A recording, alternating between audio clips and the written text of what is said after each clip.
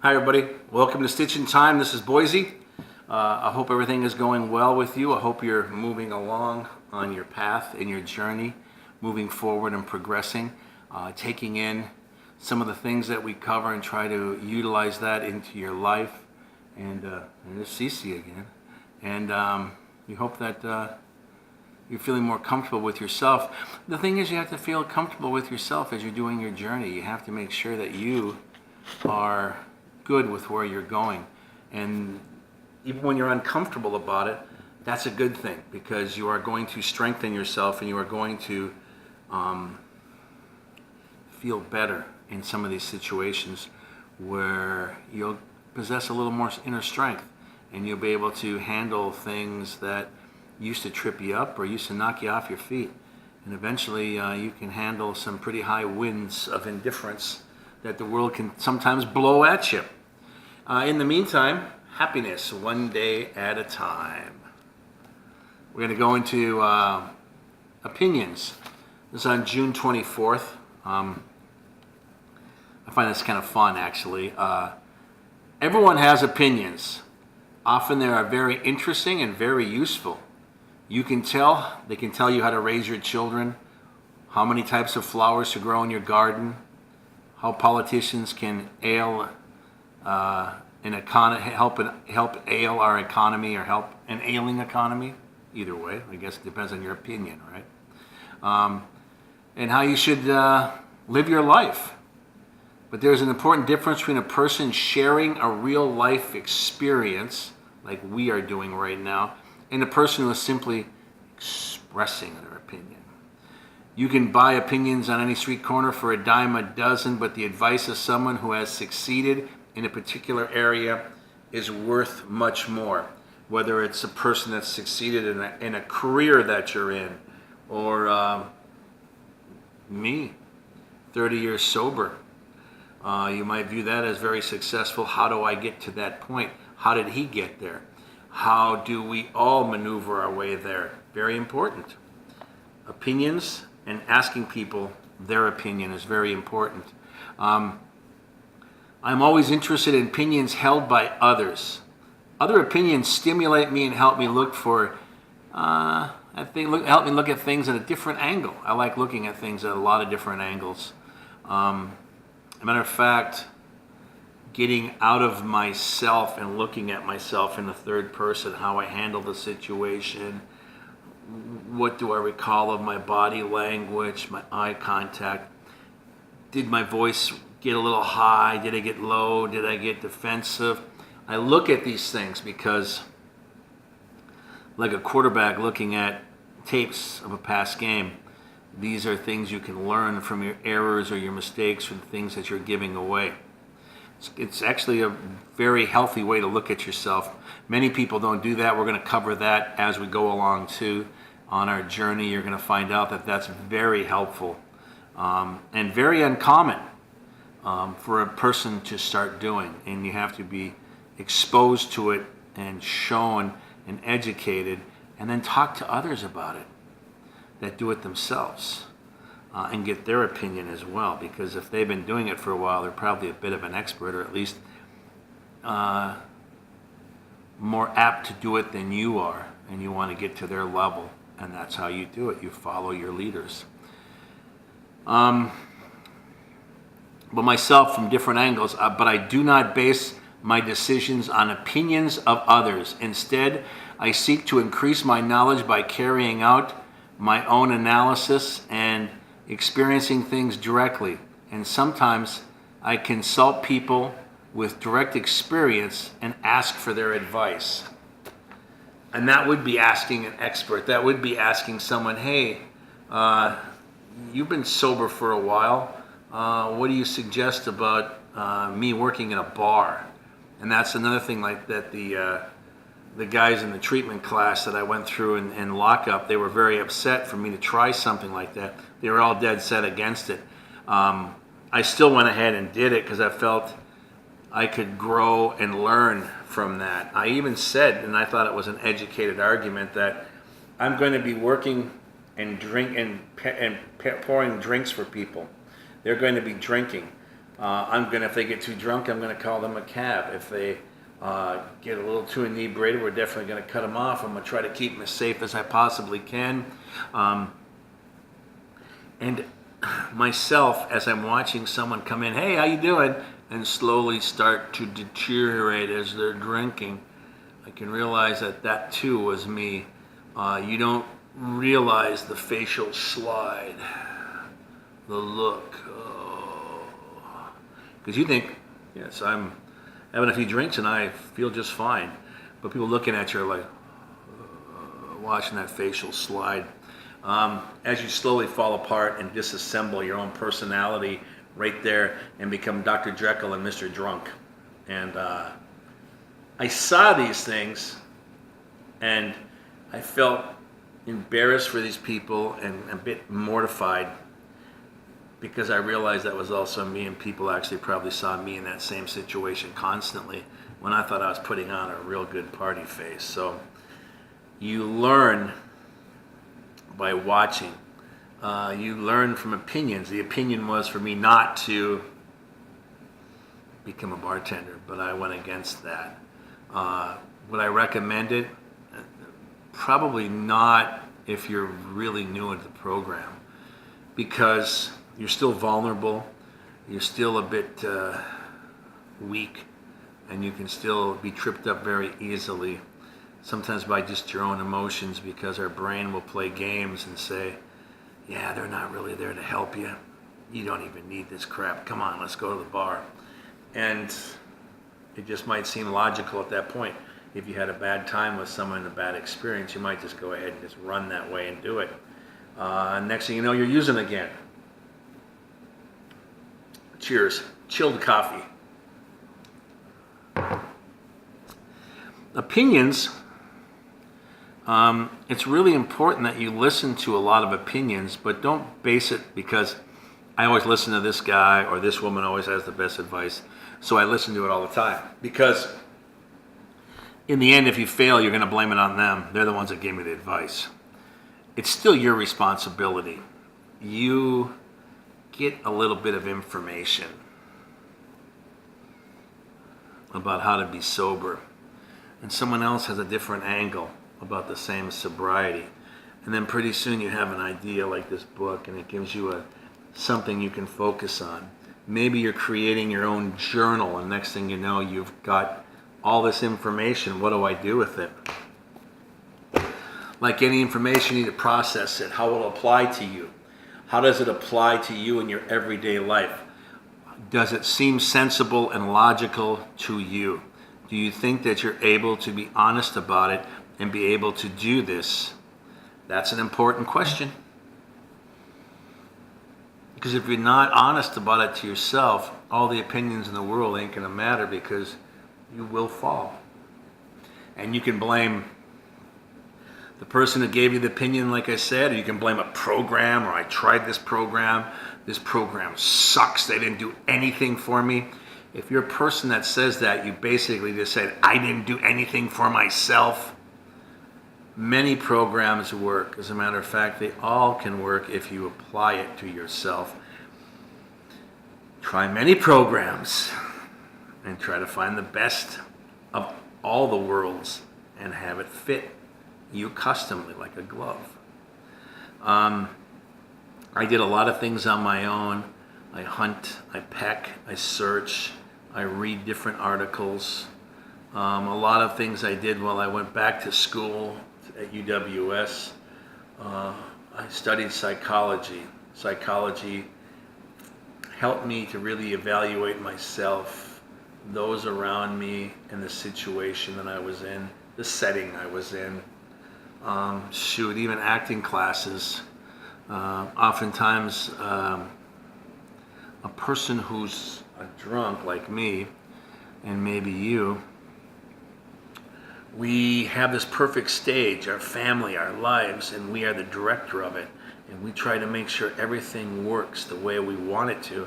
And if we do, it's going to be very successful. Problem is, these aren't actors, they're actually people who are living their own lives on your stage. they're going to do things that you're not going to want them to do, and that's going to frustrate you. That's going to infuriate you. And by God, they're the ones that made me do it. They're the ones that made me fall off the wagon. No. It's your own unsuccessful play that did it, and the way you played it. You're still responsible for your sobriety. Even if you are just literally, I remember this one guy in treatment, he just didn't know what to do, didn't know what to read. He didn't know which way to go. He didn't know what to say in the circles we were in for the longest time.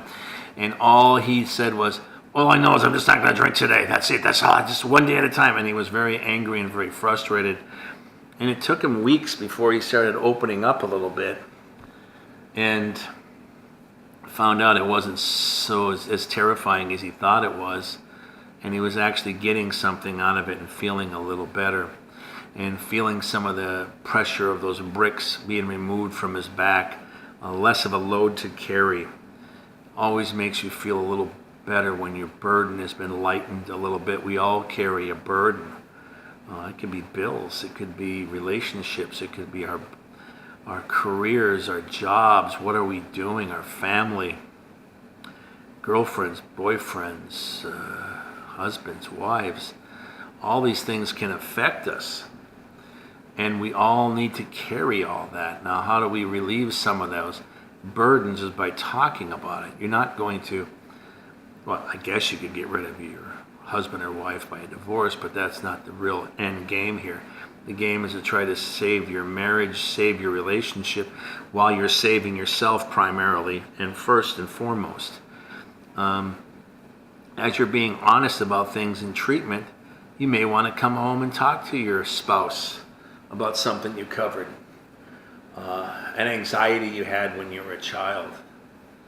And it could be just something so basic that gets ripped, the scab gets ripped off and you're crying in treatment, and you realize that the reason why you were afraid of the dark is because the power went out when you were younger and you were by yourself, and it was the most horrific thing you could remember. Everything spooked and scared you, and you hid under your covers for hours until the power came back on. You were too afraid to cry out to anyone for help, and you just hid there. That exact feeling might be the feeling of abandonment you feel if you come home and she didn't even leave a note to where she was going, and you suddenly feel abandoned, and you suddenly have these little feelings rush in. You don't even know where they came from, and the next thing you know, you're drinking because you don't want that feeling of abandonment. You don't even know what it is. It's just this horrible feeling you remember when you were a kid, and you just don't want it. These are things that you talk about, and somehow they come up. As you're talking, the more you talk, the more things will bubble up to the surface. Your subconscious knows your greatest hits, your fears, and it's spinning them down there like a disc jockey. But when you are actually talking and communicating and trying to purge yourself of those problems, they actually offer those up within you. And you're able to talk about things. And people that, from another perspective and opinion, will say something. And you will be surprised that you're on a journey or a path you didn't even expect you were going to talk about. And it could be just a little tiny thing, or it could be multi-layered. And the deeper you dig into these things. That's why communication is important. While you're communicating, you're asking people for their opinion, because you want to see what they think, how they got to a certain situation. If someone's been sober for many, many years, you probably want to talk to them and ask a little advice.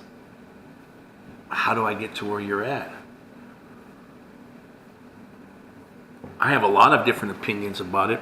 I would ask where you were coming from and what some of your personal history was, and talk about that. That way, hopefully my opinions will be easily accessible to you, make more sense.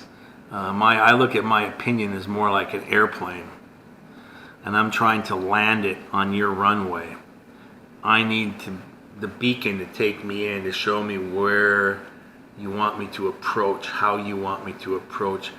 There are many different runways. Which one are we going to be talking about? Just the simple fact of being sober, or did you have a traumatic life experience where you lost someone who was close to you and you haven't been able to stop drinking or doing drugs since then, and that's always been your Achilles heel? And then I would address it the same way I addressed it with myself, because when I was 18 I lost my mother, and I went from partying at 18 and getting a little wild to just destroying myself and trying to calm that turmoil and pain that I had. And I realized that if I numbed it with drugs and alcohol, it would literally go away for at least 24 hours.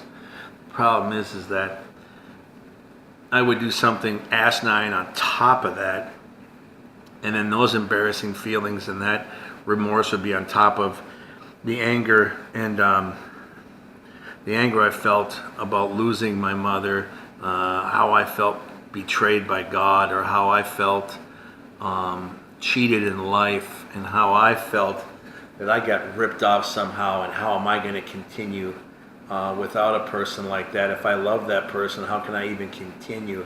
It's almost disrespectful. Thoughts of suicide creep in, and other things that parade through with a whole line of pills and booze, and you're just not out there really just having fun anymore. You're just trying to self-medicate yourself, but you don't even really realize that, because you don't even have the ability to step back and look at yourself. You're just on a slide. You're going down, and the people that you once hung around with, you no longer hang around with, and then you find a lower crowd, and then you find a lower crowd after that, and pretty soon you're just hanging out with a bunch of junkies and drug addicts that you have nothing in common with except that you all like to do drugs. But you wouldn't want to spend 2 minutes with these people, really. But when push comes to shove and someone says, "What are you doing?" you're going to say, "These are my friends."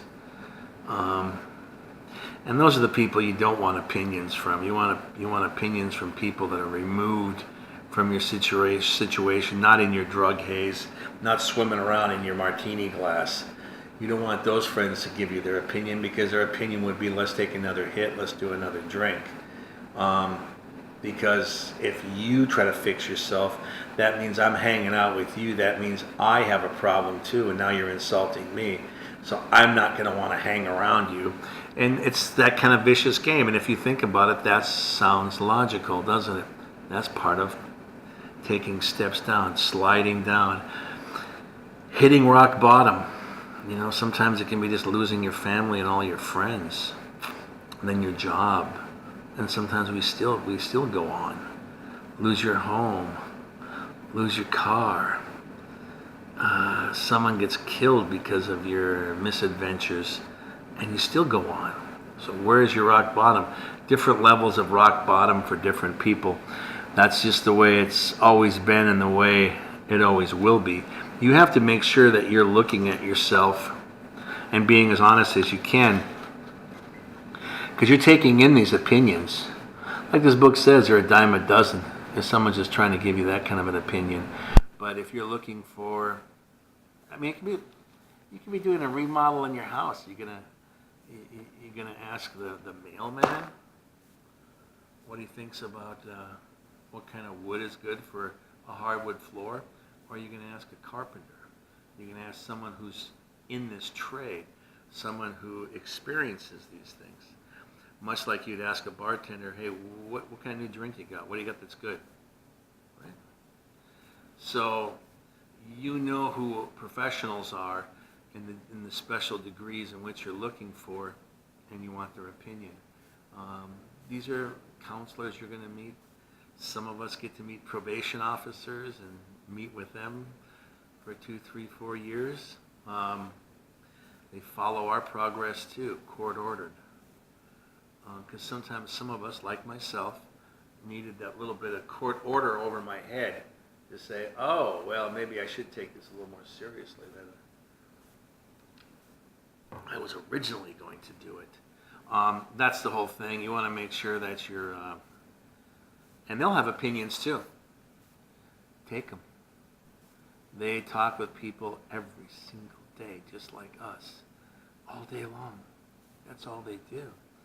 They swim in the paperwork and swim in all the stuff that we do to this world and this society in a negative way.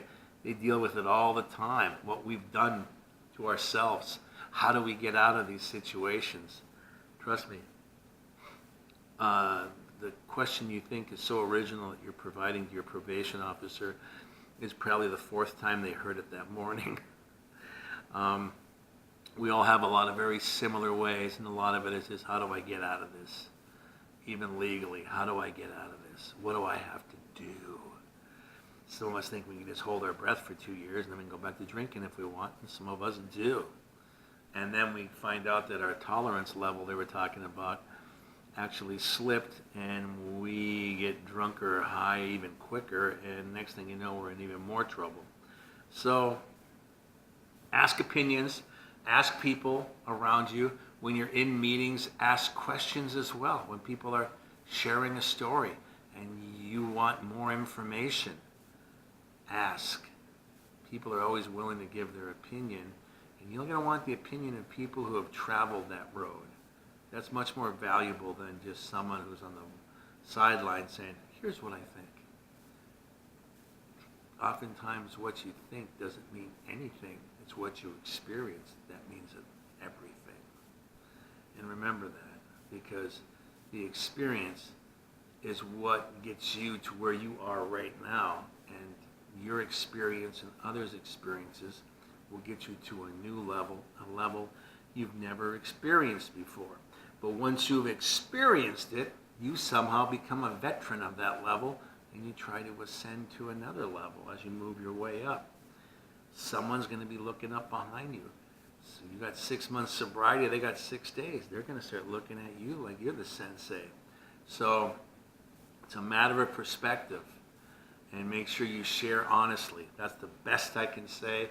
That's the best I can offer for today, and that's just my opinion. But thank you. I appreciate you for stopping in, joining us again. I wish you a lot of success on your journey. Thank you very much. Peace and love. Peace and love. I will see you next time on Stitch in Time. But thank you. Thank you for joining us. I appreciate it.